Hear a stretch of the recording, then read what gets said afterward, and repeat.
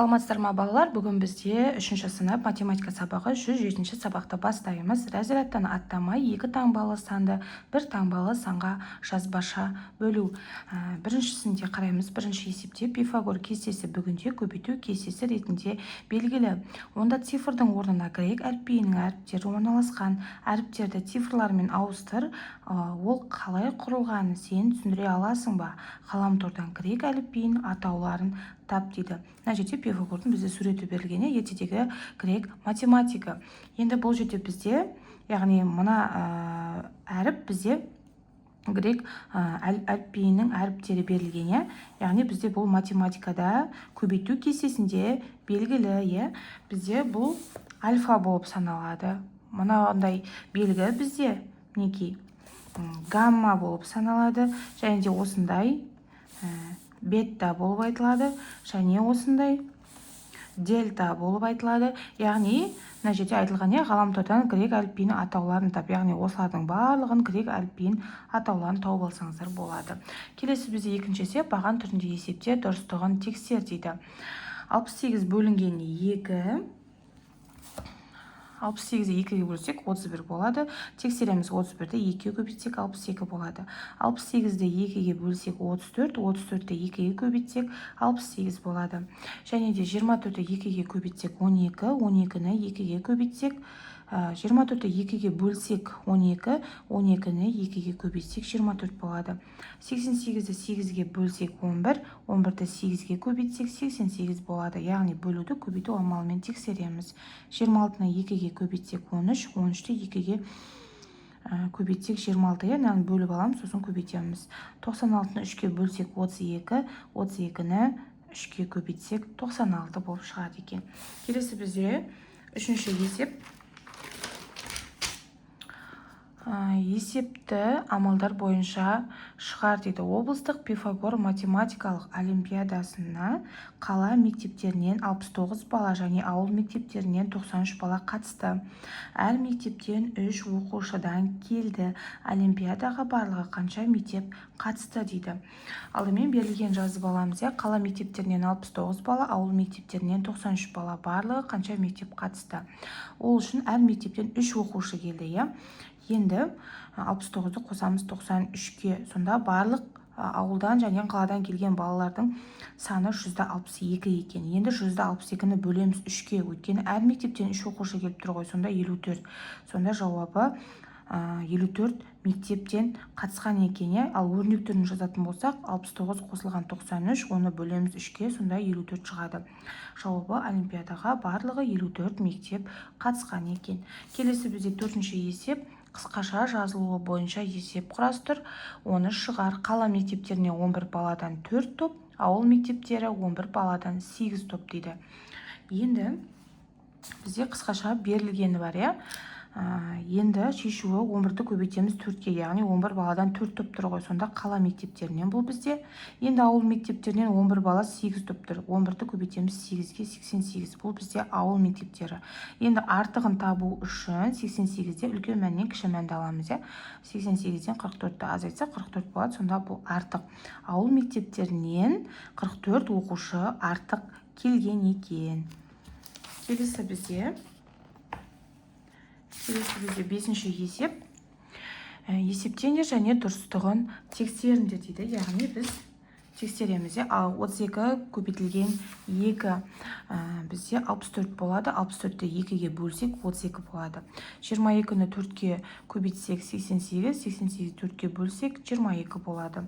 99-ды 3-ке бөлсек 33 болады. 33-ті 3-ке көбейтсек 99 болады. 62-ні 2-ке бөлсек 31, 31-ді 2-ке көбейтсек 62 болады. Және де 41-ді көбейтеміз 2-ге 82 болады. 82-ні 2-ге бөлсек 41 болады. Және де 33-ті көбейтеміз 2-ге 66 болады. 66-ны 2-ге бөлсек 33 болады. Және де 66-ны 6-ға бөлсек 11, 11-ді 6-ға көбейтсек 66 болады. 88-ді 4-ке бөлсек 22, 22-ні 4-ке көбейтсек 88 шығады. Келесі бізде 6-шы есеп. Қысқаша жазылуы бойынша есептер құрастырып, оларды шығарыңдар дейді. Бірінші күні 21 адам екінші күні белгісіз, бірақ бірінші күнге қарағанда 3 есе артық дейді. Яғни жалпы қанша адам екен табуымыз керек. Алдымен берілген жазып аламыз. Бірінші күні 21 адам, екінші күні белгісіз, яғни 3 есе артық бірінші күнге қарағанда. Алдымен біз енді екінші күн табуымыз керек мына сұрақ белгісін. Ол үшін 21-ті көбейтеміз 3-ке.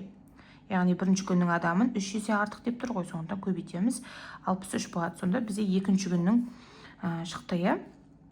Енді барлығын табу үшін біз 21-ге қосамыз 63-ті 84 болады барлығы. Автобусқа екі күнде барлығы 84 адам отырған екен. Екінші нұсқасында бірінші күні 31 адам, екінші күні белгісіз, бірақ бірінші күнге қарағанда 12 адамға кем. Үшінші күні тағы да белгісіз. Барлығы 90 адам болған екен. Енді екінші күнді, үшінші күнді табуымыз қажет. Бірінші барлығын жазып аламыз. Бірінші күні 31 адам, екінші күні белгісіз, 12 адамға кем, үшінші күні белгісіз. Енді 31-ден азайтамыз 12-ні. Өйткені біз енді бірінші екінші күн табуымыз керек. Ол үшін 19 болады. Бұл бізде екінші күн. Енді үшінші күнді табу үшін біз 90-ды азайтамыз. Яғни барлық адам ғой, 3 күннің адамы, 90-ды азайтамыз, 31-ге қосамыз 19-ды. Енді 19 бізде екінші күндікі, 31 бізде бірінші күндікі, сонда 90-нан азайтамыз барлық адамнан, сонда бірінші күні екінші күндікін азайтып тастасақ, 90-нан 50 азайтсақ 40 болады. Циркке үшінші күні 40 адам келген екен. Енді жетінші есеп теңдеулерді шеш дейді бізде.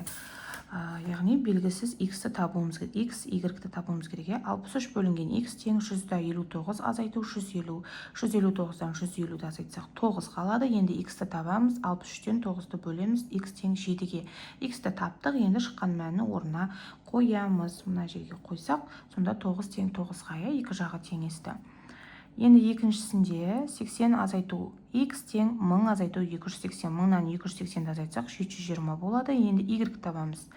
Ол үшін 720-дан бөлеміз 80-ге, y тең 9-ға.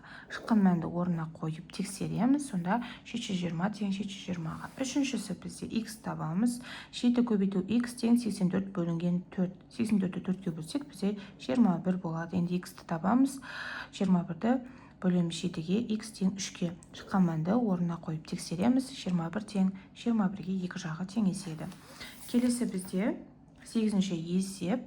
Көпшілікке танымал геометриялық конструкторларды әлі де Пифагор бас қатырғышы деп атайды. Осындай ойын әзірле, осы және басқа да пішіндерді құрастырып көр дейді.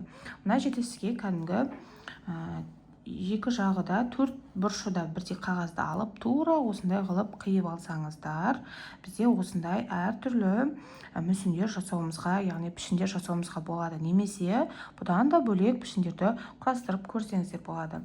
Осымен біздің сабағымыз аяқталды. Менің каналыма тіркеліп лайк басуды ұмытпаңыздар. Келесі сабақты үй тапсырмасын бірге орындайық.